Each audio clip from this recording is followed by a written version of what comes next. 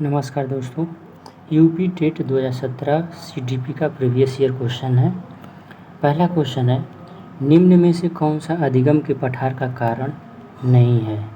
तो अधिगम के पठार का कारण, तो अधिगम का पठार का मतलब ये है कि वो समय जिस समय हम कुछ सीख नहीं रहे होते हैं तो उसको जो है अधिगम का पठार बोलते हैं, पठार। तो वो जो है कौन सा कारण नहीं है, तो इसमें जो है विद्यालय का असहयोग, ये ऑप्शन बी करेक्ट हो जाएगा। अगला क्वेश्चन नंबर सेकेंड है, अभ्यास, अनुभव और प्रशिक्षण के परिणाम स्वरूप व्यवहार में परिवर्तन होता है, यह कथन किसने दिया है। तो यह जो कथन है गेट्स ने दिए थे। ऑप्शन ए करेक्ट हो जाएगा। कथन वाले को रटना ही पड़ेगा और इसके अलावा कोई चारा नहीं है, और क्वेश्चन पूछता भी है। अगला क्वेश्चन नंबर थर्ड है, स्टैनफोर्ड विनय परीक्षण मापन करता है। तो इन्होंने जो है बुद्धि का परीक्षण करता है ये।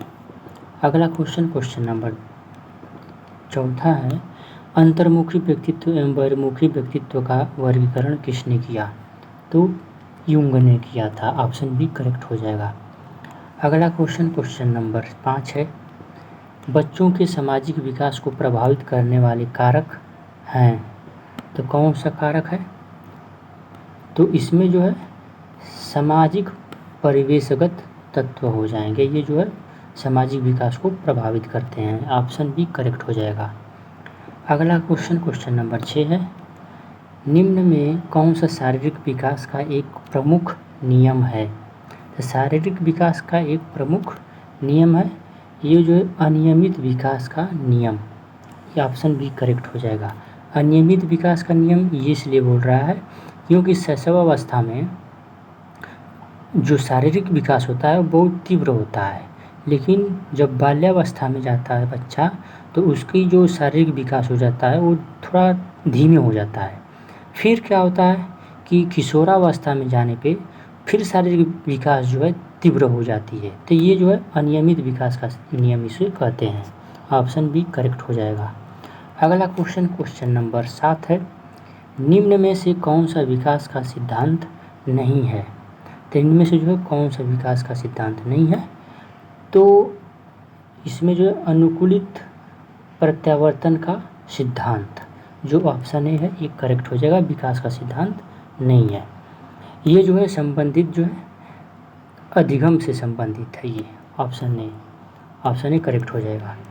अगला क्वेश्चन नंबर 8 है, विकास के परिणाम स्वरूप नवीन योग्यताएं और नवीन योग्यताएं प्रकट होती हैं, यह कथन किसने दिया है। तो ये जो है ऑप्शन बी हरलाक ने दिया है। अगला क्वेश्चन नंबर 9 है, मूल प्रवृत्तियों को 14 प्रकार से किसने वर्गीकृत किया है। तो ये जो है मैकडूगल ने किए थे। ऑप्शन बी करेक्ट हो जाएगा। अगला क्वेश्चन नंबर 10 है, किसी दूसरी वस्तु की अपेक्षा एक वस्तु पर चेतना का केंद्रीकरण अवधान है, यह जो कथन है ये किसका है। तो मन, ये जो है मन का। ऑप्शन सी करेक्ट हो जाएगा। अगला क्वेश्चन नंबर 11 है, निम्न में से कौन सा सीखने के मुख्य नियमों में शामिल नहीं है। मुख्य नियमों में, मुख्य वाली बात याद रखना है।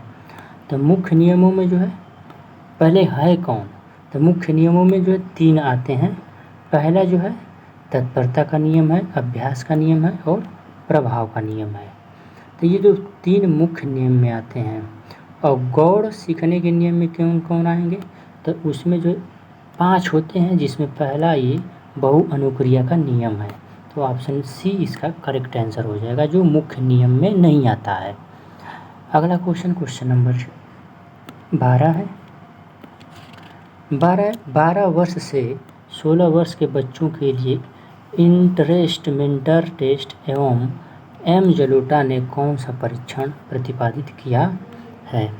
तो इन्होंने जो है सामान्य मानसिक योग्यता परीक्षण जो है प्रतिपादित किया था। ऑप्शन बी करेक्ट हो जाएगा। अगला क्वेश्चन नंबर 13 है, बुद्धि के द्विखंडन सिद्धांत का प्रतिपादन किसने किया है।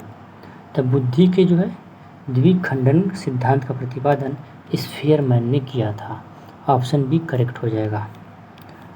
14 है, निम्न में से कौन सा कथन सत्य नहीं है। तो कौन सा कथन सत्य नहीं है ये हमें बताना है।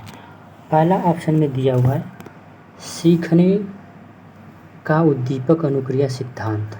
तो इन्होंने जो है थर्नडाइक को बताया है, तो ये जो है सही करेक्ट हो जाएगा। अगला सीखने का क्रिया प्रसूत अनुबंधन सिद्धांत, इसको बताया कि BF स्किनर ने दिया था, तो ये भी जो है करेक्ट हो जाएगा।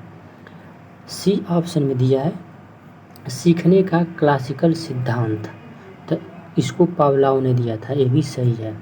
सीखने का समग्र सिद्धांत कोहलर, तो ये जो है सीखने का समग्र सिद्धांत कोहलर ने नहीं दिया था, तो यही जो है इनकरेक्ट हो जाएगा।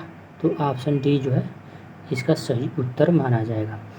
अगला इसमें अगर देखें तो सीखने का जो समग्र सिद्धांत है इसको जो है गेस्टाल्टवादियों ने जो है दिया था, तो इस प्रकार ये गलत है। अगला क्वेश्चन नंबर 15 है, इनमें से किसका नाम सृजनात्मकता के साथ नहीं जुड़ा है। सृजनात्मकता के साथ नहीं जुड़ा है, तो इसका जो है गाल्टन जो इसका भी करेक्ट हो जाएगा। अगला क्वेश्चन नंबर 16 है, शरीर गठन एवं व्यक्तित्व के विभिन्न प्रकारों की चर्चा किसने की है। तो किसने की है इस प्रकार की, तो क्रेसमर ने जो है इस प्रकार की चर्चा की है, ऑप्शन ए करेक्ट हो जाएगा।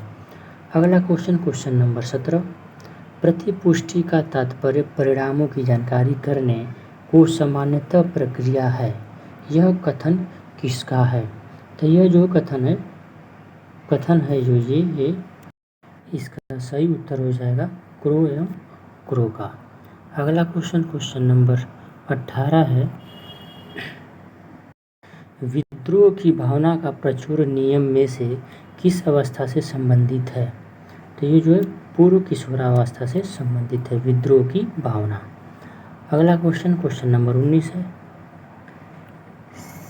सीखने की वह अवस्था जहाँ सीखने की प्रक्रिया में कोई उन्नति नहीं होती कहलाती है। तो सीखने का पठार, ऑप्शन बी करेक्ट हो जाएगा। वही जहाँ पे सीखने की प्रक्रिया कोई उन्नति नहीं होती है उसी को सीखने का पठार ही बोलते हैं, ऑप्शन बी करेक्ट हो जाएगा।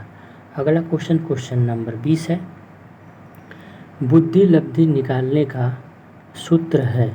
तो बुद्धि लब्धि निकाला कैसे जाता है, तो IQ = मानसिक आयु अपान वास्तविक आयु गुणा 100 होता है। तो मानसिक आयु अपान वास्तविक आयु गुणा 100, तो ऑप्शन सी करेक्ट हो जाएगा। अगला क्वेश्चन नंबर 21 है, सीखने में प्रयत्न व भूल के सिद्धांत का प्रतिपादन किसने किया था। तो भूल एवं प्रयत्न के सिद्धांत को जो है थॉर्नडाइक ने दिया था, ऑप्शन सी करेक्ट हो जाएगा। अगला क्वेश्चन नंबर 22, मनुष्य में गुणसूत्रों के गुणसूत्री जोड़े होते हैं। तो ये जो है 23 गुणसूत्र होते हैं, ऑप्शन बी करेक्ट हो जाएगा। अगला क्वेश्चन नंबर 23, कोहलर निम्न में से किससे संबंधित है। तो जो कोहलर हैं वो किससे संबंधित हैं, तो अधिगम का सिद्धांत से ये संबंधित है, ऑप्शन डी करेक्ट हो जाएगा। अगला क्वेश्चन नंबर 24, क्रिया प्रसूत अनुबंधन सिद्धांत का प्रतिपादन किया है। तो क्रिया प्रसूत अनुबंधन सिद्धांत का प्रतिपादन स्किनर ने किया था, ऑप्शन डी करेक्ट हो जाएगा। और स्किनर ने जो है किस पर प्रयोग किया था, तो चूहा और कबूतर पर प्रयोग किए थे। अगला क्वेश्चन नंबर 25 है, बुद्धि के तरल क्रिस्टलीय प्रतिमान के प्रतिपादक कौन थे। तो इसका जो है कैटल, ऑप्शन ए करेक्ट हो जाएगा।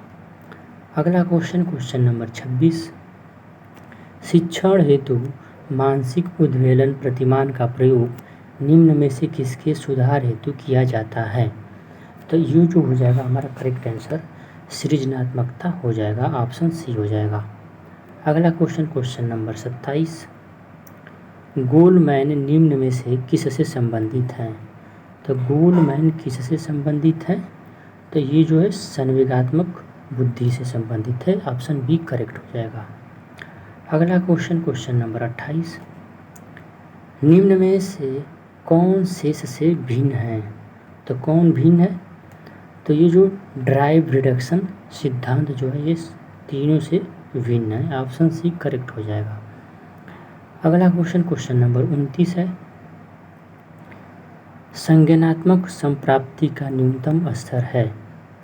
तो संज्ञानात्मक संप्राप्ति के टोटल 6 स्तर होते हैं। पहला स्तर है ज्ञान होता है, फिर समझ, अनुप्रयोग, विश्लेषण, संश्लेषण और मूल्यांकन होता है। 6 होते हैं। इनमें जो पहला आता है न्यूनतम स्तर पूछा है, तो न्यूनतम स्तर में ज्ञान आ जाएगा, ऑप्शन ए करेक्ट हो जाएगा। अगला क्वेश्चन नंबर 30, एक बालक जो साइकिल चलाना जानता है और मोटर साइकिल चलाना सीख रहा है, तो यह उदाहरण किसका है? तो यह जो हो जाएगा ऊर्ध्व अधिगम अंतरण का है, ऑप्शन बी करेक्ट हो जाएगा। कल जो पिछला 2016 का प्रीवियस ईयर पढ़े उसमें ये बोला था कि अगर एक बालक जो है सिखाया जा रहा है एक हाथ से लिखना, अगर वो जो है दूसरे हाथ से लिखने लगे तो उसे द्विपार्श्विक अधिगम अंतरण बोलते थे। लेकिन यहाँ पे क्या है, साइकिल चलाना सीख रहा है, फिर उसके बाद जो है मोटर बाइक चलाना सीख रहा है, तो ये क्या हो रहा है कि एक स्तर से जो है ऊपर जो है सीखने लगा वो मोटरसाइकिल चलाना, इसलिए ऊर्ध्व अधिगम अंतरण कहा जाएगा। ठीक है, 30 क्वेश्चन हो गए, समाप्त हो गया। धन्यवाद।